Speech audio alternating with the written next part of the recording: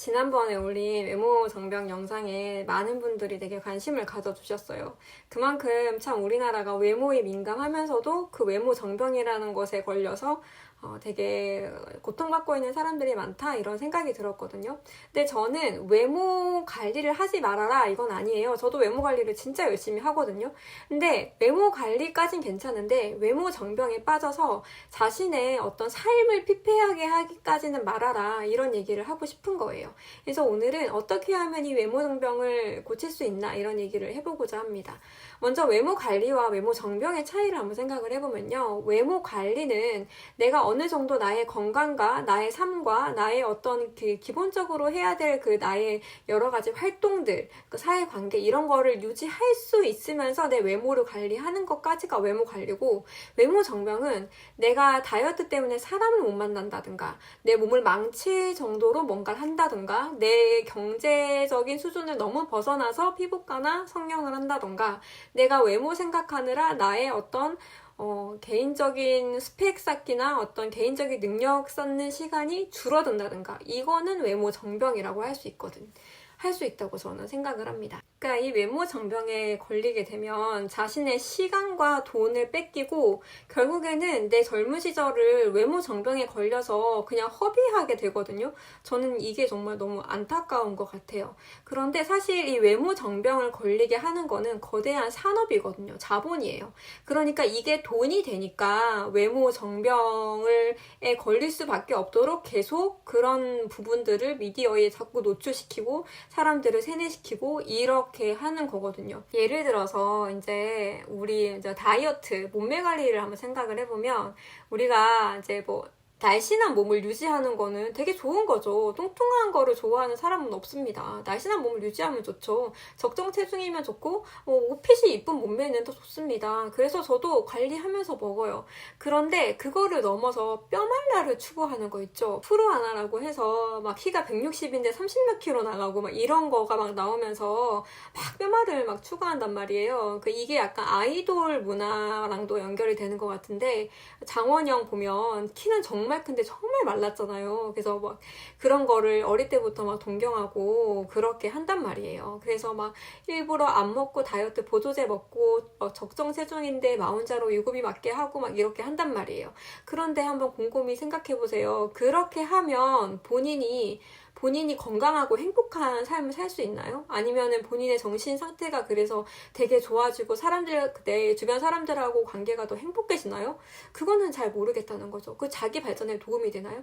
그렇게 뼈마른 연예인들은 그렇게 뼈말라서 돈을 벌어요. 그렇게 해서 인기를 얻을 수 있어요. 근데 그러니까 그 뼈마름이 자신의 어떤 그 커리어와 연결이 되는 거예요. 그리고 뼈마른 인플루언서들도 그렇게 해서 물건을 판다. 내가 뼈말랐는데 나 이거 먹고 살 뺐다 해서 물건을 팔면 그걸로 돈을 벌어요. 그런데 일반인들, 그걸 보고 그 물건을 사는 여러분들은 그걸 보고 뼈말라서 도대체 인생에 어떠한 이득이 있을 수 있나요? 물론 자기 만족이다라고 할 수는 있겠지만 그 자기 만족을 위해서 내 건강, 내 평생의 건강을 포기하는 것이 과연 합리적인 선택일까? 그거는 한번 생각을 해봐야 될 것 같아요. 그리고 진짜 보면 살이 안 찌려면 최대한 덜 먹고 많이 이게 베스트예요. 저는 되게 제일 웃긴 게 다이어트템. 아니, 다이어트템이 어디 있어요? 쿠팡 다이어트템. 아니, 다이어트 하려면요, 과자를 먹으면 안 돼요. 그냥 안 먹어야 돼요. 근데 다이어트를 하기 위해 다이어트 식품을 또 엄청 사요. 그리고 다이어트 식품 사고, 근데 그게 또 먹으면 헛헛하거든요. 그러니까 또 근데 유행하는 음식은 또 먹어야 돼. 두쫑크 먹어야 돼. 요새 또 버터떡 유행하잖아요. 또 그런 걸 먹어야 돼. 마라탕 먹어야 돼.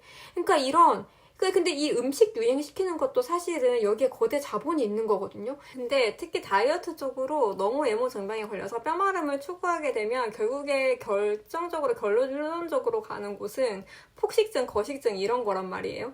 그러니까 차라리 저는 그렇게 갈 정도면은 검증되지 않은 그 인플루언서가 파는 다이어트 식품을 사 먹느니 마운자로나 위고비를 맞는 게 낫다 이렇게 생각하는 편이긴 해요. 근데 사실 저는 안 맞을 것 같아요. 안 맞고 그냥 내가 먹고 싶은 양의 한 반절, 70%씩만 먹으면서 하루에 1시간 걷기 하고, 이게 좀 가장 현실적인 다이어트법이 아닌가 생각을 합니다. 왜냐하면 우리는 연예인이 아니잖아요. 일상생활을 해야 되기 때문에 그래요. 그리고 이제 지나친 마름을 동경하는 거는 어떻게 보면 약간은 정신적인 허기일 수 있어요. 그러니까 다른 사람들이 보기에 그 마른 몸을 되게 동경하고 좋아하고 내가 그렇게 되고 싶고, 그러니까 그런 어떤 나의 어떤 빈 공허함과 허전함을 마른 몸으로 채우고 이러고 싶을 수가 있는 거죠. 그래서 어떤 그런 너무 마른 몸에 이제 너무 그 몸무게나 마른 몸에 내가 치중한다라고 하면 내 마음속에 뭐가 빈 걸까? 내 자아가 어떻게 좀 충족되지 않은 걸까? 이런 거를 좀 고민을 해봤으면 좋겠어요. 그리고 사실 이 몸이라는 거는 사람마다 타고난 체질이 있거든요. 그래서 약간 사람마다 정해진 적정 체중 같은 게 있는 것 같아요. 저는 이게 제가 20년 동안 거의 비슷한 몸무게를 유지했는데 이게 어떤 몸무게에서 내 몸이 편한 몸무게가 있더라고요. 분명히 여러분도 그게 있을 거예요. 그래서 거기서 왔다 갔다 하는 건데 나는 그 몸무게가 마음에 안 들다 그러면 조금 먹어야죠. 많이 움직여야죠. 그래서 그냥 기본을 지키면서 내 건강을 지키면서 이렇게 몸매를 관리해라 이렇게 되는 거고요. 사실 뭐 얼굴 관리도 그래요. 얼굴 뭐 마음에 안 드는 이목구비가 있으면 한두 군데 고치는 거는 뭐 그럴 수 있겠죠. 근데 충분히 예쁜데 막 고친다거나 아니면 막 피부과에 수억을 쓴다거나 아니면 그 화장을 막 분장처럼 한다거나 그러니까 이게 약간 그 용인 한도가 되는 게 있고 안 되는 게, 전 요새 그 중안부가 진짜 내 기괴한 것 같아요. 이거 중안부 이거가 진짜. 그래서 뭐 이런 메이크업도 나오고 뭐 이걸 줄이기 위해서 뭐 여기를 이렇게 줄이는 수술도 하고 그러는데 그게 좀 너무 선 넘지 않나. 우리나라는 왜 이렇게 하나. 사실은 사람은 그 자체로 보면 다 예쁜 구석이 있거든요. 그리고 하나 약간 실상을 말씀드리면 여러분 해외 나가 보셨죠? 근데 우리 민족 자체가 그 머리가 커요. 그리고 팔다리가 짧아요. 그래서 동남아나 특히 저는 프랑스나 동남아가 되게 놀랐는데 그냥 종자 자체가 약간 우리나라에서 아무리 예쁘다 그래도 진짜 외국 애들 그 사이즈 못 따라가거든요. 그러니까 그런데 무슨 이거 줄여서 도대체 무슨 이득을 보겠다고. 그러니까 자기 외모 관리하는 거죠. 피부 관리도 무조건 해야 되고요. 저도 관리 진짜 열심히 하거든요.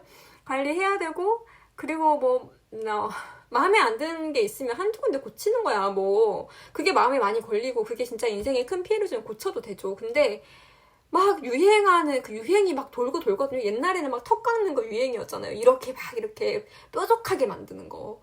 근데 이제 뭐 사각턱 귀족턱이라면서요.